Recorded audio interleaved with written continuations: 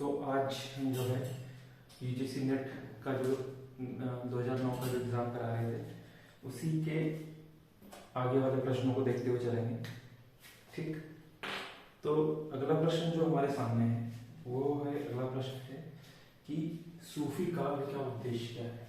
ठीक, सूफी काव्य, तो हम लोग ये तो जान ही रहे हैं कि आचार्य रामचंद्र शुक्ल ने जो काल विभाजन किया, आचार्य रामचंद्र शुक्ल ने जो ज्ञान मार्गी प्रेम मार्गी में बांटा, तो प्रेम मार्गी में इसलिए बांटा था क्योंकि प्रेम मार्गी में उनका एक काव्य निरूपण था, प्रेम का निरूपण कर रहे थे वो। ठीक, तो वो तो पता है, वो तो आसान। तो सूफी काव्य जो उत्तर है, सूफी काव्य का जो मूल भाव या मूल संवेदना क्या है कि काव्य का निरूपण करना। ठीक, सूफी काव्य के बारे में देखिए, इस्लाम जब आया, इस्लाम के मूलतः दो भाग हैं। एक को कहा गया शराब और एक को कहा गया बेशराब। ठीक, शराब कौन है? जो सनातनी लोग, जो चाहिए कि जो बड़े ही अपने तौर तरीकों से इस्लाम का अनुसरण करते हैं। और बेशराब कौन लोग हैं? जो सूफी लोग हैं, वो बेशराब लोग। इसका विभाजन किया गया CSKN में। ठीक, CSKN। CSKN क्या है? यह है चिश्ती, यह है सुहरावर्दी, यह है कादरी और यह है नक्शबंदी सिलसिला। ठीक, चार सिलसिले निकले, चिश्ती, सुहरावर्दी, कादरी और नक्शबंदी। इसको याद करने की आसान ट्रिक है CSKN। इनका हमको समय भी याद रखना है कि इनका समय कब है, समय भी याद रखने की ट्रिक है। CSKN याद कर लिया। अब यहाँ पे ये 12वीं सदी में आया, ये 13वीं सदी में आया, ये 15वीं सदी में और ये 16वीं सदी में, 14वीं सदी नहीं है। तो CSKN 12, 13, 15 और 16। केवल चिश्ती संप्रदाय का, चिश्ती सिलसिले का आरंभ किसने किया? उसको याद रखना है, मोइनुद्दीन चिश्ती ने। ठीक, और उसके बाद जो इसका विभाजन भी है, इसका विभाजन भी है, इसका विभाजन भी है, इसका विभाजन भी है। तो ये है कि किसी का विभाजन, जैसे कि मैं बताऊं तो इसका विभाजन जो है वो साबरी और निजामी में किया गया, इसका विभाजन जो है वहाबिया रजाकिया में किया गया। तो वो विभाजन को हमको नहीं जानना है, हमको इतना जानना है कि ये जो सूफी काव्य की जो शुरुआत हम लोग मान रहे हैं, जो सूफी काव्य पढ़ रहे हैं, वो सूफी का आया कहाँ से? इस्लाम से फिर शराब, बेशराब के बाद जो सिलसिले चालू हुए, इन्हीं को सूफी काव्य कहा गया इसलिए। ठीक, उसके बाद जो अगला हमको याद रखना है कि सूफी काव्य में जो सूफी है उसकी उत्पत्ति के बारे में 2-3 लिखते हैं कि ये सफ से बना है। ठीक है, ये सफा से बना है, ये सूफा से बना है। ठीक है, ये सोफिया से बना है। ठीक,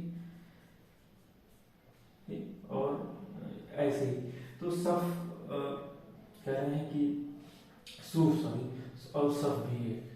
ठीक, तो सूफ बोला जा रहा है कि जो है सूफ, ये सफा यहाँ पर है। ठीक, तो सोफिया का जैसे हो गया सोफिया, अब इनका एक मतलब भी है, हर चीज का एक मतलब भी है। सूफा का माने हो गया चबूतरा। ठीक, सोफिया का कहते हैं विद्या। ठीक, सूफ कह रहे हैं ऊन। ठीक, ऐसे ही सफा और सफ कह रहे हैं कि सफ पंक्ति है और सफा पवित्र या निर्मल है। तो सफ पंक्ति है और सफा पवित्र या निर्मल है। तो इसको भी हम लोगों को याद रखना है। एक तो हम लोगों ने वो CSKN याद कर लिया, CSKN क्या है। दूसरा हम लोगों ने याद कर लिया कि जो सूफी काव्य में जो सूफी शब्द है उसको विभिन्न आलोचकों या विभिन्न समीक्षकों ने किस किस आधार पर बांटा है। तो सूफ, ऊन, सफ पंक्ति, सफा चबूतरा, सोफिया विद्या और सफा पवित्र निर्मल। तो इसको सूफ, ऊन को और सोफिया विद्या को, ये हमको ज्यादा मतलब कि ध्यान रखना है। बाकी अगर ना भी ध्यान हो तब भी कोई बात नहीं। उसके बाद जो अगली चीज बताने लायक है सूफी काव्य में, वो ये है कि सूफी काव्य में क्या है। देखिए दो चीजें हैं। अभी तक हम जितने भी देख रहे हैं उसमें जो खुदा है, उसमें जो परम सत्ता है वो मेल है। ठीक है, ज्यादातर में मेल है, अधिकतर में मेल ही है। ठीक, राम भक्ति कृष्ण भक्ति, कबीर के काव्य में भी राम आए हैं, लेकिन जो सूफी काव्य है उसमें जो बंदा है वो बंदा पुरुष है और जो खुदा है वो स्त्री के रूप में चित्रित हुआ है या स्त्री के रूप में आया है। ठीक, दूसरा हमको क्या याद रखना है कि सूफी काव्य जो है वो कहता है कि इश्क मजाजी से इश्क हकीकी, ठीक, इश्क मजाजी से इश्क हकीकी, या कह लीजिए कि इश्क एसीना से इश्क ए सकीना की और यात्रा है। इश्क मजाजी मतलब जो इहलोक का प्रेम है, जो एक सांसारिक प्रेम है, वो इश्क मजाजी है। और इश्क हकीकी क्या है, यानी कि जो हकीकत, यानी कि जो फना होने के बाद की जो अवस्था कह लीजिए, जिसमें दोनों खुदा और बंदे के बीच में कोई भी मतभेद नहीं रह जाता है, कोई भी आवरण नहीं रह जाता है, दोनों मिलकर एकाकार हो जाते हैं, जब बंदा अपने आप को फना कर देता है। तो इश्क मजाजी से इश्क हकीकी की ओर यात्रा है, या इश्क एसीना से इश्क एसकीना की ओर यात्रा है, या ये कह लीजिए कि इहलोक से परलोक की ओर यात्रा है। और यही सूफी जितने भी सूफी लोग हैं, सूफी कवि हैं, अपने काव्य में इन्हीं सब बातों को चित्रित करते हैं। और क्या है कि एक और है नफ्स, रूह, कल्ब, अक्ल, ये यात्रा किस तरह बताएं। क्या है, नफ्स, रूह, कल्ब और अक्ल, इनका क्रम हमको याद रखना है। ठीक, ये यात्रा किस तरह। ऐसे ही यात्रा किस तरह को है कि शरीयत, तरीकत, हकीकत और मार्फत, शरीयत, तरीकत, हकीकत और मार्फत, ऐसे याद रखते हैं। एक CSAM बनाए, एक है NRKA, एक है STHM, ये क्रमवार है STHM। बेसिकली है क्या कि शरीयत, तरीकत, हकीकत, मार्फत में क्या है कि शरीयत में जो सामान्य नियम है, जो सामान्य चीजें, ठीक, उनकी बात जो है बंदा कर रहा है। तरीकत में उसको एक गुरु मिल गया है समझ लीजिए। हकीकत में उसका उस परवरदिगार से, या कह लीजिए कि उस जो सत्ता है, परम सत्ता से उसका मेल अब होने वाला है, लेकिन अभी भी एक दूरी बरकरार है। और मार्फत में क्या है, मार्फत में बंदा फना हो जाता है, अपने आप को समर्पित कर देता है, अपने आप का अस्तित्व मिट जाता है और उन दोनों के अस्तित्व मिलकर एकाकार हो जाता है। तो शरीयत, तरीकत, हकीकत, मार्फत, ऐसे ही उनकी शब्दावली में है कि आमले नसूद, आमले जबरूत, आमले राहत। तो वो इतना जरूरी नहीं जितना कि ये दो चीजें, इसमें भी ये ज्यादा जरूरी है कि शरीयत, तरीकत, हकीकत और मार्फत, और नफ्स, रूह, कल्ब, अक्ल, इन चारों की इन सब चीजों के बारे में। ठीक, तो सूफी काव्य के बारे में इतना ये आरंभ में है। उसके बाद अगली चीज क्या मानना है, जैसे मैंने बताया था कि जो कवि हैं, जैसे कि इस पर विवाद है कि हिंदी का पहला कवि कौन है। कोई स्वयंभू को मानता है, राम कुमार वर्मा, कोई शालिवती सूर को मानता है 1184 गणपति चंद्रगुप्त, ठीक है, और अब्दुल रहमान या अब्दुल आचार्य प्रसाद द्विवेदी। ठीक, तो इस पे ऐसे ही सूफी काव्य की शुरुआत या सूफी परंपरा की शुरुआत कहाँ से हुई, इस पर भी पर्याप्त रूप से विवाद है। और विवादकर्ताओं में वही लोग हैं, गणपति चंद्रगुप्त हैं एक, ठीक, और है एक है राम कुमार वर्मा है, एक है आचार्य हजारी प्रसाद द्विवेदी है, और एक है आचार्य रामचंद्र शुक्ल है। ठीक, अब इनका क्या है, बड़ा आसान है, इसको याद रखिए। एक चीज ये याद रखिए कि जो है गणपति चंद्रगुप्त, देखिए इसमें से भी दो लोगों का तो हमको याद ही रखना है। दो लोग कौन है, एक आचार्य हजारी प्रसाद द्विवेदी, एक आचार्य रामचंद्र शुक्ल। आचार्य रामचंद्र शुक्ल ने किसको माना, मृगावती रचना को माना, ठीक है, मृगावती सन 1501, रचनाकार कुतुबन। ठीक, इन्होंने सत्यवती कथा को माना है। सत्यवती कथा ये जो है यही 1521 की रचना है, रचनाकार है ईश्वरदास। ठीक, और इन्होंने माना है रामकुमार वर्मा ने चंदायन को लोरी कहा, या लोरी चंदा की कथा भी कहा गया है। इसका रचनाकार है 1379 ईस्वी में, मैं लिख रहा हूँ सब चीजें। ठीक, और इसके रचनाकार है मुल्ला दाऊद। ठीक, और जो गणपति चंद्रगुप्त है, इन्होंने माना है असाइद हंसावली। ठीक, हंसावली रचना का नाम है, सन है 1370 ईस्वी, और रचनाकार है असाइद। तो यही वही लोग हैं जो हिंदी के पहले कवि के बारे में चर्चाएं कर रहे हैं। वही सूफी काव्य के भी पहले कवि के बारे में अपने अपने मत को अपने अपने अभिमत को प्रकट कर रहे हैं। गणपति चंद्रगुप्त ने 1370 ईस्वी में लिखी गई रचना हंसावली रचना कर साहित्य को सूफी काव्य परंपरा का प्रस्थान बिंदु माना है। और डॉक्टर राम कुमार वर्मा ने 1379 ईस्वी में मुल्ला दाऊद की चंदायन से सूफी काव्य परंपरा की शुरुआत मानी है। आचार्य हजारी प्रसाद द्विवेदी जी ने ईश्वरदास की सत्यवती कथा जो 1501 ईस्वी में लिखी गई उसको माना है। और आचार्य रामचंद्र शुक्ल ने मृगावती या इसको मृगावती दोनों नाम में मिलते हैं, मृगावती, ठीक, तो चाहे मृगावती हो चाहे मृगावती हो, जो कुतुबन की रचना है उसको माना। तो ये भी हो गया तथ्य, ये भी सूफी काव्य के बारे में जानना जरूरी था। उसके बाद अगला देखिए, अब हम लोग ये चर्चा कर लेते हैं एक तो सूफी काव्य में कि कौन कौन से जो है महत्वपूर्ण, कह लीजिए कि महत्वपूर्ण काव्य कृतियां हैं, उनके बारे में हम लोग बात कर लेते हैं। तो देखिए भाई, एक है सबसे पहले जो हम लोगों को याद रखना है कृति, वो है असाइद कृत हंसावली, दूसरी सन 1370 ईस्वी मुल्ला दाऊद की चंदायन रचना सन 1379 ईस्वी, ठीक है। एक है लखन सेन पद्मावती कथा, लखन सेन पद्मावती कथा है दामोदर कवि की। इसी से मिलती जुलती एक रचना है रस रतन जो पुहकर कवि की, तो बाद की रचना है। ये रचना जो मैं बता रहा हूँ लखन सेन पद्मावती कथा, ये दामोदर कवि की, इसका रचना काल 1379 ईस्वी के आसपास ही है। उसके बाद माधवानंद कामकंतला नामक की कथा आती है। माधवानंद कामकंतला नामक एक रचना आती है, माफ कीजिएगा। तो माधवानंद कामकंतला नामक 3 रचनाएं मिलती हैं, एक कुशल लाभ की है, एक गणपति की है, एक आलम की, ठीक। तो गणपति, कुशल लाभ और आलम, इन्होंने गणपति जी ने जो लिखी, गणपति ने उन्होंने दोहा में है, ये चौपाई में है, ठीक है, एक आलम की है। तो जो माधवानंद कामकंतला नामक है रचना, वो इसमें मिलती है। उसके 3 चीजें हैं, और ऊपर तो मैंने बता ही दिया कि वो चीजें। उसके बाद जो अति महत्वपूर्ण रचनाएं, जो कोर रचनाएं, उसमें 3 रचनाएं लिखी, क्रम से याद रखिए। एक है कि कुतुबन कृत मृगावती रचनाएं है, ठीक है, कुतुबन कृत मृगावती है 1501। और ये तो पता ही है सबको कि अवधि चल रही है इस समय, ठीक है, ज्यादातर काव्य अवधि में रचा गया है। इसके बाद जो रीतिकाल आएगा तो रीतिकाल ब्रज भाषा में लिखा जाएगा। कुतुबन कृत मृगावती, जायसी कृत पद्मावत 1540 ईस्वी, ठीक, और मंझन कृत मधुमालती, ठीक, मंझन कृत मधुमालती 1545 ईस्वी। तो इन चीजों को हमको याद रखना है। ऊपर 1370 वाली सत्यवती 1370 हंसावली साहित्य 1379 दामोदर की 1379 ईस्वी में मुल्ला दाऊद की चंदा है। कुतुबन की मृगावती, जायसे की पद्मावत, मंझन की मधुमालती।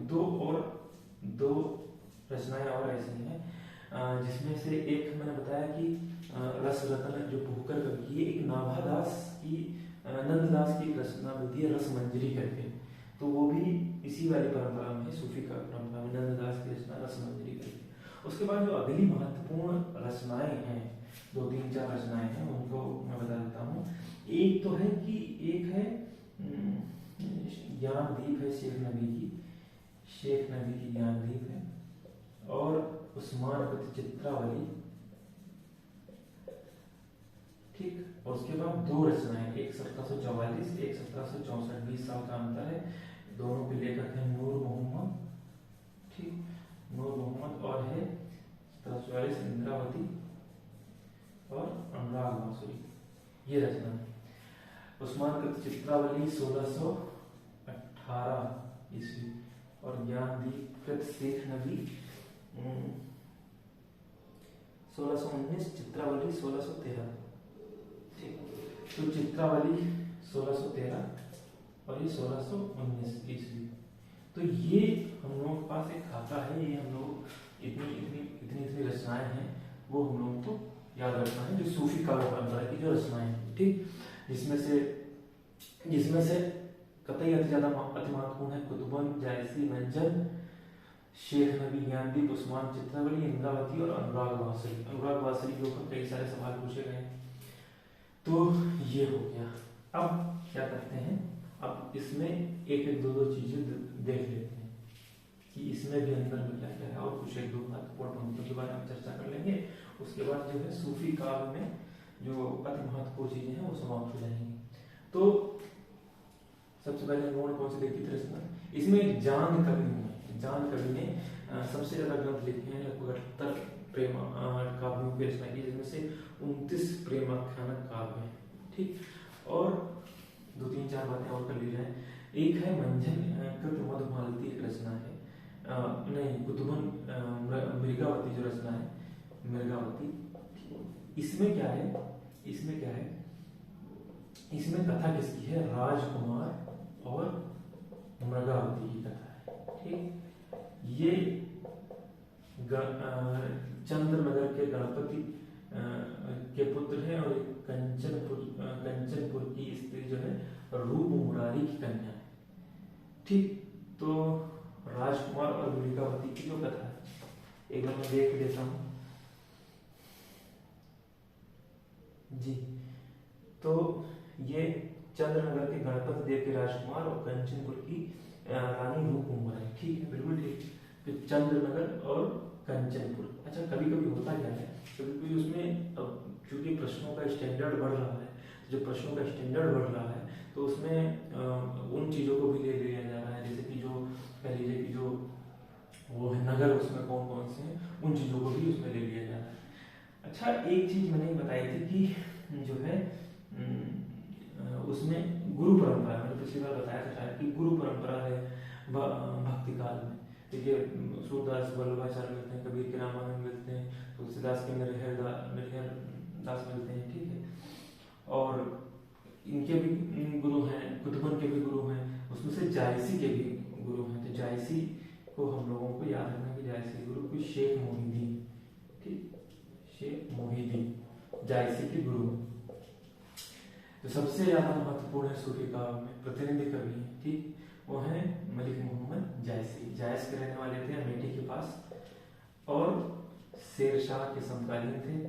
ठीक, अच्छा देखिए कि जो बात कही जाती है कि आचार्य रामचंद्र शुक्ल जो मसनवी शैली की बात कर रहे हैं कि मसनवी शैली क्या है, तो मसनवी शैली का एक हम लोग जो प्रमुख बिंदु देखते हैं वो प्रमुख बिंदु क्या है कि उसमें शाहे वक्त की प्रशंसा रहती है, जबकि शाहे वक्त की प्रशंसा रहती है, जबकि क्या है, जबकि उसमें जो समकालीन अन्य प्रबंध काव्य लिखे जा रहे थे उसमें क्या था, उसमें यह था कि सज्जन प्रशंसा और दुर्जन निंदा, शुरुआत में मंगलाचरण मिलता है। जैसे लिखते हैं कि शेर शाह दिल्ली सुल्तानू चारों खंड तपे जसबानू, तो शाहे वक्त की प्रशंसा कर रहे हैं उसमें। ठीक, जायस के रहने वाले थे, शेख मोहिदी जो है इनके गुरु थे, और जो है जायसी के बारे में दो तीन चीजें याद आ रही हैं। वो ये है कि जायसी देखने में बड़े अच्छे नहीं थे, सुगढ़ नहीं थे, जैसे कि सुकरात था ना, सुकरात देखने में नहीं अच्छा था, वैसे जायसी देखने में नहीं अच्छे थे। तो जायसी ने जब शेरशाह के सामने लगे तो गए उनके दरबार में, तो शेरशाह हंसने लगा। तो जायसी का कथन है कि मुहिका हंसे की कोहर है, यानी कि मुझ पर हंस रहे हो कि जिस खुदा ने मुझको बनाया है तुम उस पर हंस रहे हो, क्योंकि मैं हूं तो बनाऊं किसी की, भाई मैं स्वयं तो बना नहीं। तो शेरशाह के ऊपर एकदम हंसते हुए उन्होंने कहा कि मुहिका हंसे की कोहर है। ठीक, जायसी के प्रमुख ग्रंथों की बात कर ली जाए तो पद्मावत, अखरावत, कहरानामा, मसलानामा, कनहावत, ये कुछ जो है उसमें ग्रंथ मिलते हैं। और उसमें भी जो सबसे ज्यादा महत्वपूर्ण ग्रंथ है वो है पद्मावत। पद्मावत 57 खंडों में विभक्त, ठीक है, 57 खंडों में इसकी कथा कही गई है। अगर हम देखें कि जो चंद बरदाई है, जो पृथ्वीराज रासो है, उसमें 69 समय, ठीक, कामायनी में 15 सर्ग है, ठीक, और उसमें क्या है 12, भारत भारती में 12, इसमें है नहीं साकेत में, भारत भारती में बोल के साकेत में 12 सर्ग। जिसमें उर्मिला नवमसर्ग उर्मिला है। ठीक, तो कुछ कुछ जो विभाजन है उसको भी याद रखना है। और कामायनी का विभाजन का तो पूछा भी जाता है कि उसका क्रमवार क्या है, उसका पहला दूसरा स्वर क्या है, तो इसको हमको रट लेना है। चिंता, आशा, श्रद्धा, काम, वासना, लज्जा, कर्म, ईर्ष्या, ईड़ा, स्वप्न, संघर्ष, निर्वेद, दर्शन, रहस्य, आनंद। तो इसको पूरा रट लेना है जुबान पर कि कहाँ से शुरू होता है, कहाँ से क्या। तो बात हो रही थी पद्मावत की। पद्मावत में 57 खंड में जायसी ने कथा कही है। आचार्य रामचंद्र शुक्ल का पद्मावत के बारे में कथन है कि पद्मावत का पूर्वार्ध जो है वो कल्पित है और उत्तरार्ध जो है ऐतिहासिक है। ठीक, अगर पूर्वार्ध की बात करते हैं तो वो कल्पित है। ठीक, और उत्तरार्ध की अगर बात करते हैं तो ऐतिहासिक है, यानी कि कल्पना और इतिहास का अद्भुत समन्वय इनके काव्य में, जायसी के काव्य में मिलता है। 57 खंडों में विभक्त है। जायसी की जो ये रचना है इसमें प्रतीक शैली में इन्होंने ये रचना अपनी कही गई है इनके रचना। अच्छा, सूफी काव्य का जो परंपरा है, सूफी काव्य की जो परंपरा है उसमें क्या है कि एक चीज होती है कि चाहे गोस्वामी बाबा गोस्वामी तुलसीदास को देख लीजिए, चाहे इनको देख लीजिए जो सूफी काव्य परंपरा लिख रहे हैं, ये पहले चौपाई लिख रहे हैं और उसके बाद एक दोहा डाल देते हैं। ठीक है, फिर चौपाई फिर दोहा। ये जो चौपाई और दोहा, चौपाई दोहा, चौपाई दोहा, इसकी जो प्रवृत्ति है, इसकी जो शैली है उसको कण्वक शैली बोला गया है, कण्वक पद्धति बोला गया। ठीक है, और इस चौपाई के बाद एक दोहा देना, इसको धत्ता देना कहा गया, धत्ता देना कहा जाता है। ठीक, जो क्या नाम है, इसमें 7 अर्धालियों के बाद एक दोहे का जो प्रेमक खाना काम है, इसमें 7 अर्धाली रहेंगे फिर एक दोहा रहेगा। तो ये याद रखना है कि 7 अर्धाली और एक दोहा इसमें अधिकांश जगह मिलता है सूफी काव्यों में। और क्या चीज है कि, और एक चीज ये है कि 2-3 खंड है जो याद रखने लायक है कि एक मानसरोधक खंड है इसमें, एक है नागमती वियोग वर्ण, ठीक है, एक सिंगल देव वर्ण। तो ये 2-3-4 खंड है। अब सबसे महत्वपूर्ण चीज इसमें क्या है, मैं बता दें कि पूर्वार्ध कल्पित है। एक कथन आता है, उस कथन के माध्यम में जायसी पूरी कथा सुना जाते हैं और उस कथन के माध्यम से फिर वो साबित करते हैं कि ये जो मैंने कथा कही है, ये कथा तो वास्तव में ये प्रतीक है। वो वाला पदबंध बहुत ज्यादा महत्वपूर्ण है कि तन चित और मन राजा कीना, ही सिंगल बुद्धि पद्मिनी चीना, गुरु सुवा जय पंथ दिखावा, बिनु गुरु जगत को निर्गुण पावा, और नागमती या दुनिया गंधा, पांचा चित ना ए चित बंधा, और राघव दूत शोरी सैतानु, माया अलाउ दीन सुल्तानु। तो हम इसमें कहते हैं कि तन जो है चित्तौड़ है, तन चित्तौड़, मन जो है, ठीक, तन चित्तौड़ है और मन जो है राजा है। तन चित्तौड़ मन राजा कीना, हीर यानी कि जो हृदय है वो सिंघल, और बुद्धि पद्मिनी, जो रानी पद्मिनी है वो बुद्धि है। अच्छा, तीन लोग हैं। एक राणा रतन सेन है जो अगर इनके नायकों उसमें कहानी की बात करें, और नागमती है, और जो है पद्मावती या पद्मिनी रानी की कथा है, और अलाउद्दीन के लिए तो है ही है, और हीरामन तोता है, और जो है राघव चेतन है वो तो खजाने के लिए। तो तन चितौर मन राजा कीना, हे सिंगल बुद्ध पद्मी चीना, और गुरु सुवा जय पंथ दिखावा। सुवा यानी कि तोता जो गुरु है, गुरु सुवा जय पंथ दिखावा, बिन गुरु जगत को निर्गुण पावा, बिन गुरु जगत को निर्गुण पावा। हर लोग गुरु की महिमा ने बताया ना, भक्ति काल में हर लोग गुरु के बारे में बात कर रहे हैं, चाहे वो सूरदास हो, कबीरदास हो, तुलसीदास हो या मलिक मोहम्मद जायसी हैं। और नागमती या दुनिया बंदा, दुनिया बंदा कौन है, नागमती है, ठीक, और माचा चित्त ना चित बंधा, और राघव दूत दोई शैतानु, और माया अलाउद्दीन सुल्तान। और राघव चेतन है जो सुल्तान है, अलाउद्दीन खिलजी जो है वो माया। जायसी ने कहा कि ये जो मैंने पूरी कथा सुना दी है पद्मावत की, ये पद्मावती कथा वास्तव में ये चीजें हैं पद्मावत में, ठीक। तो ये सारी चीजें। एक चीज और है, एक चीज और क्या है, एक चीज ये है कि 2-3-4 पंक्तियां हैं जो अति महत्वपूर्ण है, जो इनसे पूछी जाती रही। एक पंक्ति तो यह है कि छाल उठाए दीन एक मोती, दीन उड़ाए पृथ्वी झूठी। जब अलाउद्दीन खिलजी जाता है वहां पर, वो पूरा सब कुछ जब ये पता जाता है कि राणा रतन सेन की जो है मृत्यु हो गई है, शहीद हो गए हैं वो कह लीजिए, और रानी ने जौहर करने के लिए रानी अपनी सखियों के साथ उतर जाती है जौहर कुंड में। जब अंदर जाता है तो पद्मिनी को वो छू नहीं पाता है, पद्मिनी उसको मिलती नहीं है। तब वहां कहते हैं कि छाड़ उठाए दीन एक मुट्ठी, दीन उड़ाए पृथ्वी, केवल राखी राख उसको मिलती है। एक और कथा, एक और पंक्ति है कि मानुष प्रेम भयो वैकुंठी नाहित कहा, छाड़ एक मुट्ठी।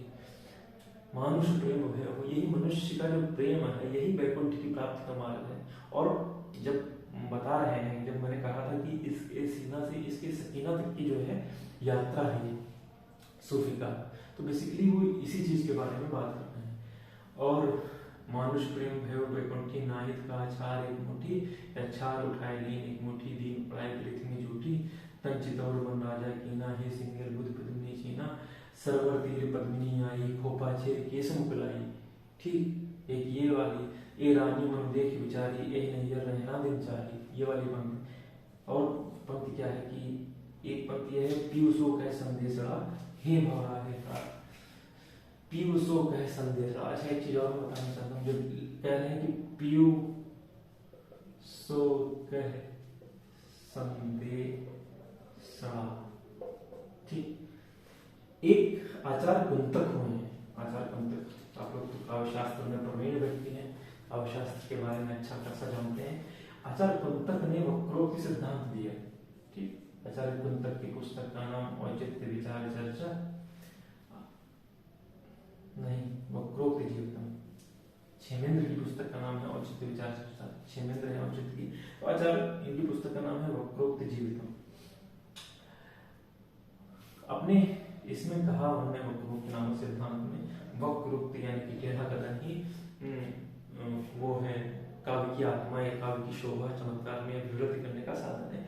और कहा कि वक्रोक्तिरेव वैदग्धी भंगी भणित, अपनी परिभाषा देते होगा कि वक्रोक्तिरेव वैदग्धी भंगी भणित, यानी कि विदग्धता पूर्ण कथन, वैचित्र पूर्ण कथन, जिसके कारण काव्य में चमत्कार उत्पन्न होता है, वो वक्रोक्ति। इस वक्रोक्ति सिद्धांत का उन्होंने 6 भागों में विभाजन किया। पद पूर्वार्ध वक्रता, पद परार्ध वक्रता, ठीक, वाक्य वक्रता, यहाँ पे वर्ण विन्यास वक्रता, सबसे पहले वर्ण विन्यास वक्रता, फिर पद पूर्वार्ध, पद वाक्य वक्रता, प्रकरण वक्रता और प्रबंध वक्रता।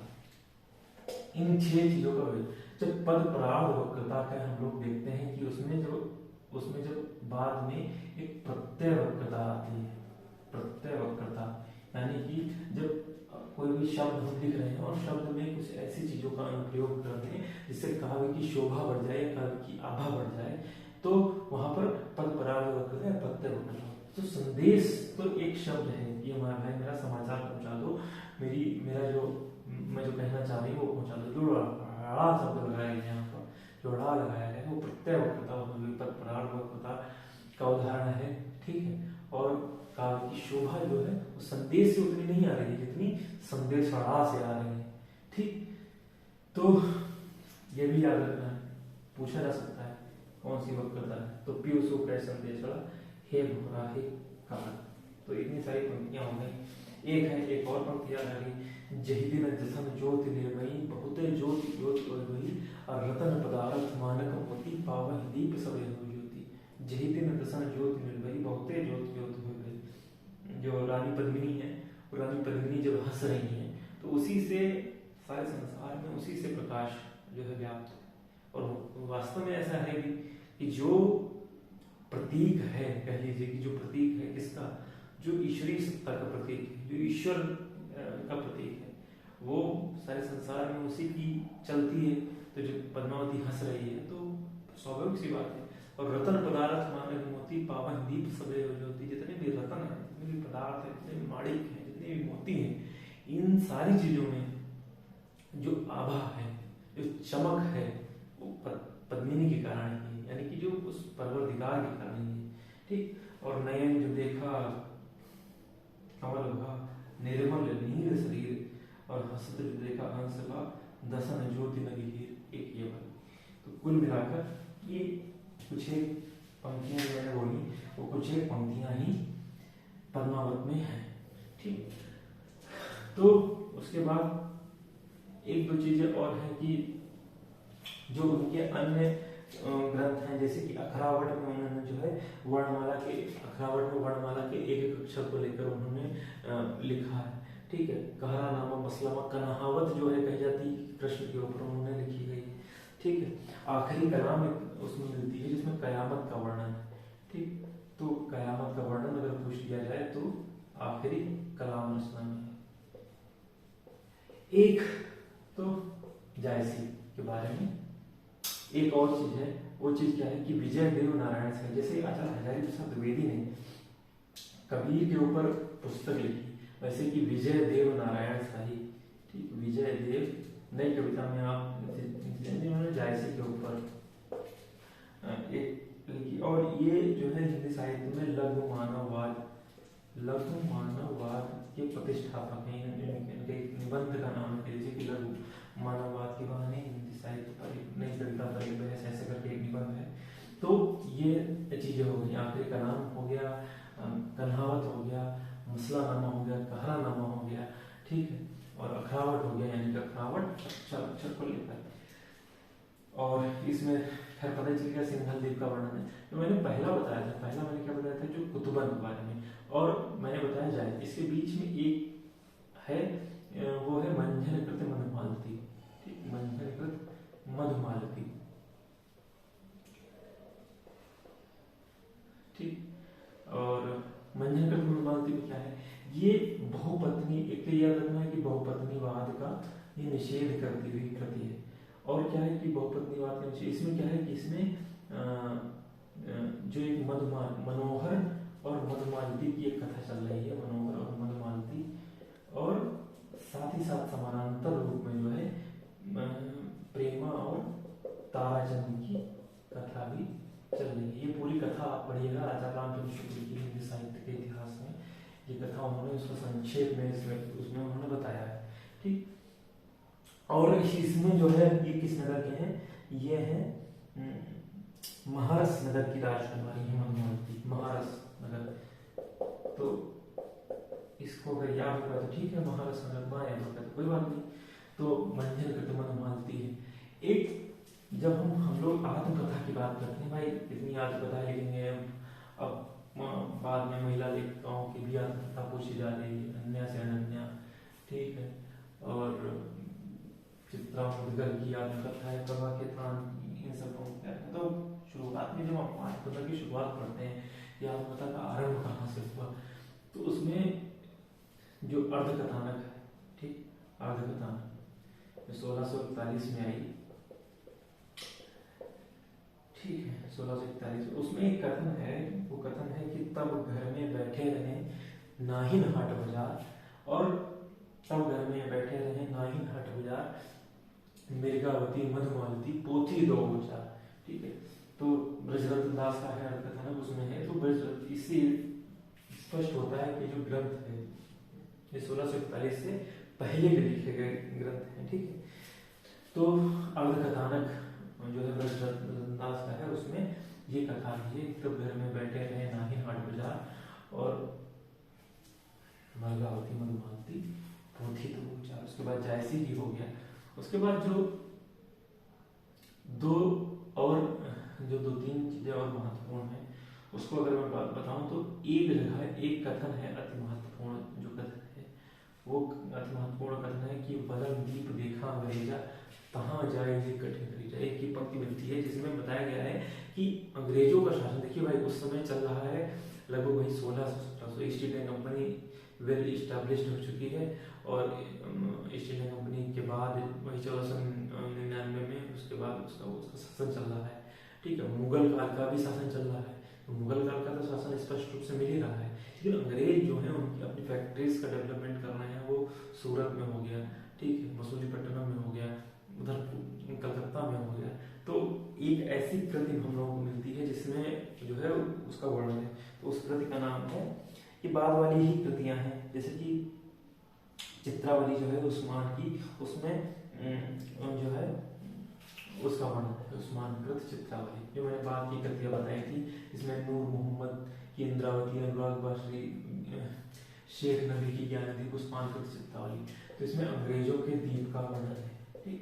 और मैं नूर मोहम्मद की रचना बताई थी दो। नूर मोहम्मद की रचना 1744 ईस्वी, इसमें 20 साल जोड़ दीजिए, 1764 ईस्वी, ठीक। नूर मोहम्मद की एक फारसी में रचना है रौजतुल हकायक, रौजतुल हकायक के नाम से फारसी में रचना, तो इसको भी हमको याद रखना है, नूर मोहम्मद। तो इतनी सारी चीजें सूफी काव्य में हम लोगों के पास थी, ठीक। अब शायद ही एक आध चीज और बची हो। अगला प्रश्न देखते हैं, इसके बाद अगला प्रश्न क्या है।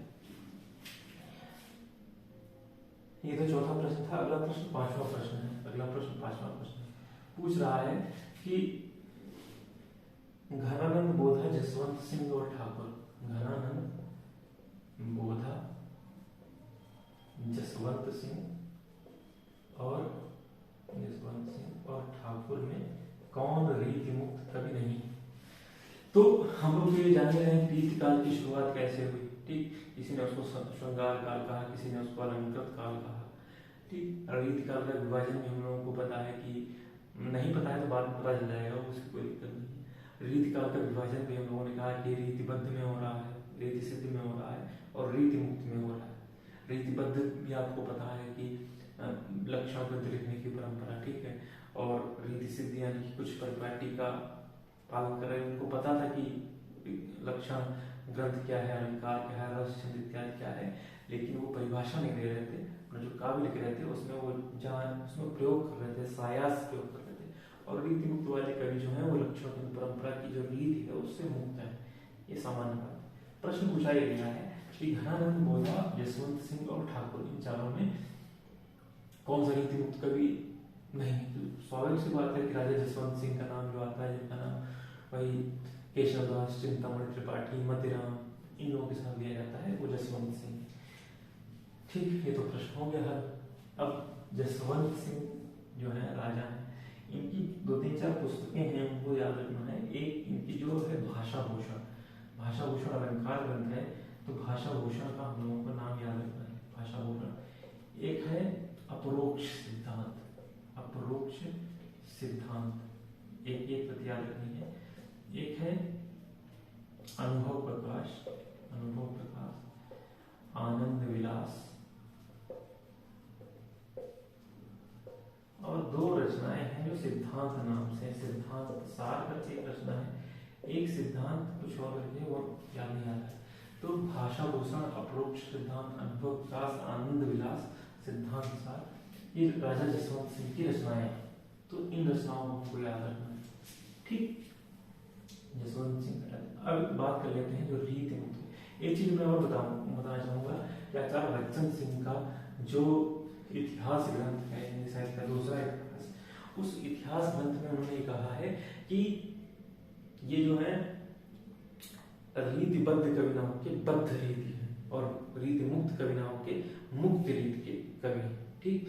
यानी कि उन्होंने नाम को, क्रम को पलट दिया। किसी ने पूछा जाए कि नाम के क्रम को पलट के रीति काल का नामकरण किसने किया, तो आचार्य डॉक्टर बच्चन सिंह ने किया। घनानंद प्रेम की पीर का कवि माना जाता है, ठीक। सबको ये पता ही है कि जो है रीति मुक्त कवि है, उन सब में किसी न किसी की जो है नायिकाएं हैं, और उन्हीं नायिकाओं के ऊपर सुजान इनकी भी है, सुजान इनकी भी है। प्रेम की पीर कवि कहता, प्रेम मार्ग का पथिक कहा जाता है, ठीक। जवादानी का दावा रखने वाला कवि, जवादानी का दावा रखने वाला कवि कहा जाता है, ठीक। जो घनानंद की रचनाएं हैं उसमें सबसे जो है घनानंद की रचनाएं हैं इश्क, कोकसार, ठीक, और है इश्क लता,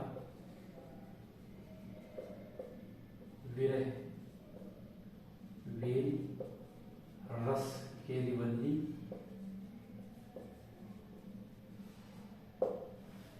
ये घनानंद की कुछ रचनाएं हैं। उसमें जो है, और अच्छा दो चीजें और हैं। एक ये चीज है कि जो बोधा है उसमें उनकी एक रचना मिलती है विरह वारिश के नाम से, विरह वारिश, और दूसरी रचना मिलती है इश्क नामा के नाम से।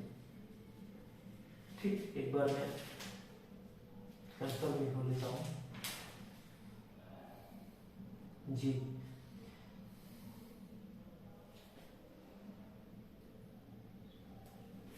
इनकी जो अन्य रचनाएं हैं इसमें कृपाकंत, सुजान सार, ये अन्य इनकी रचनाएं।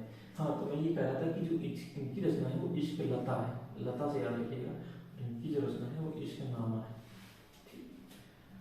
जो घनानंद के बारे में हमको और चीज याद रखनी, एक डिप्टी कवि जो है रामधारी सिंह दिनकर जी हैं, उन्होंने कहा कि रीत काल के जो अन्य कवि हैं जो पैसे देकर आंसू बहा रहे हैं, उसमें केवल घनानंद एक ऐसे कवि हैं जिनके आंसू जो है, रीत काल के जो अन्य कवि हैं जो किराए पर आंसू बहा रहे हैं, उसमें घनानंद एक ऐसे कवि हैं जिनके आंसू जो है वो सच्चे आंसू हैं। उन्होंने, ये उनका कथन है। ठीक, एक कथन है जो व्यंजकता का निर्वाह उसमें पाया जाता है। तो अगर कुछ ऐसा कथन परीक्षा में आ जाए इसमें व्यंजकता का निर्वाह करने वाला, प्रेम मार्ग का पथिक, जवादानी का दावा रखने वाला, किराए के आंसू बहा रहे हैं उसमें उसके वास्तविक आंसू हैं, अगर ऐसे कथन उसमें आ जाए परीक्षा में, तो उसमें घनानंद हम लोगों को लगाना है।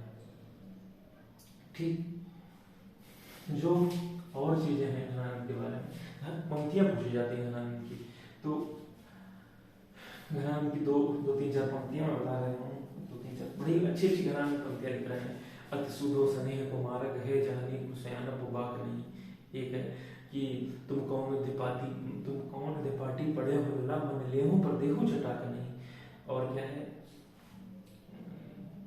लाजन लपेटी चितवन भेद भय भरी लसित लित लोल चख तिरछने। ठीक, तो दो तीन चार पंक्तियां मैंने बताई कि अति सुदो स्नेहीन एक हीन भय जलमीन अधीन कहा कुछ मुँह अकलान समाने, और नीर स्नेही बुलाए कलंक। एक ये वाली पंक्ति है, तो हीन भय जलमीन अधीन कहा कुछ मुँह अकलान समाने। एक ये है, अति सुदो स्नेह को मारक है जाने कुसे अनुपमा नहीं, तुम कौन दुपाटी पड़े हो लला मन लेव पर देव जुटा नहीं। तो प्रेम का मार्ग है वो अत्यंत सीधा है, उसमें व्याकरण की जरूरत नहीं है, धूर्तता की जरूरत नहीं, कलिंगनेस की जरूरत नहीं है। ठीक है, सामान्य उसमें जो सयानेपन की जरूरत नहीं है, लेकिन उसमें जो आसान, जो सहज सरल वाले लोग हैं वही उसमें चल सकते हैं। ठीक, और एक ये है कि झलके अति सुंदर आनंद कौन, झलके अति सुंदर आनंद कौन छके दृग राजित कान चोए, हंसी बोलन में छवि फूलन की बरसा रूप पर ज्वाति हुए, लट लोल कलोल कपोल करे कलकंठ फनी जल ज्वावले दोए, अंग अंग तरंग उठे दुत की परिहे मन रूप अभय धर चोय। अभी ऐसा लग रहा है कि नायिका का रूप जो है अभी गिर पड़ेगा, चूक पड़ेगा। ठीक, तो हीन भय जलमीन अधीन कहा कुछ मुँह अकुलान समाने, अति सुदो स्नेह कुमारक है जाने को सयान उपमाक नहीं, और तुम कौन दिपाटी पड़े हो लला मन लेव पर देव चटाक नहीं। और जो है आखिरी वाला मैंने क्या बताया, एक मैंने बताया कि लसत ललित लोल चक तिरछान में, लाजर लपेट चितवन भेद भय भरी लसत ललित लोल चक तिरछान में, और झलके अति सुंदर आन और छके ललित कान चुए, हंसी बोलन में छवि फूलन की बरसा और ऊपर जाते हुए लोल लोल कपोल करे। पन्ना नरेश जो है उन्होंने बुद्धिसेन का नाम, खेत सिंह ने बुद्धिसेन का नाम बोधा रखा है। तो बुद्धिसेन से हो गया बोधा। दो रचनाएं की, विरह वारिश और इश्क नामा। जो जिस राज दरबार में ये थे, बोधा जो जिस राज दरबार में थे, तो एक सुजान नामक एक नर्तकी थी, उस सुजान नामक नर्तकी से ये अत्यधिक इनका प्रेम था, और तो उस सुजान नामक नर्तकी से प्रेम होने के कारण ही जो है इनको 6 महीने का निकाला दे दिया। 6 महीने बाद जब ये वापस आए तो इन्होंने वियोग में जो रचना लिखी थी विरह वारिश, उसके कुछ इन्होंने कवित्व उनको राजा को सुने। तो राजा ने कहा कि ये सारे कवित्व हो गए, कुछ नीति की बातें बताओ। तो नीति की बातों में एक उनका एक बड़ा ही प्रसिद्ध वो आता है कि दाता कहा सूर कहा सुंदर सुजान कहा, दाता कहा सूर कहा सुंदर सुजान कहा, और आप को न चाहे ताकि बाप को न चाहिए। ठीक, तो ये वाला एक इनका पंक्ति है कि दाता कहा सूर कहा। एक इनकी जो महत्वपूर्ण पंक्ति मिलती है कि यह प्रेम को पंथ करार महा, तलवार की धार प्रभाव। प्रेम को बड़ा विकराल प्रेम का जो मार्ग है, बड़ा विकराल है, ऐसा है कि किसी तलवार की धार पर दौड़ना।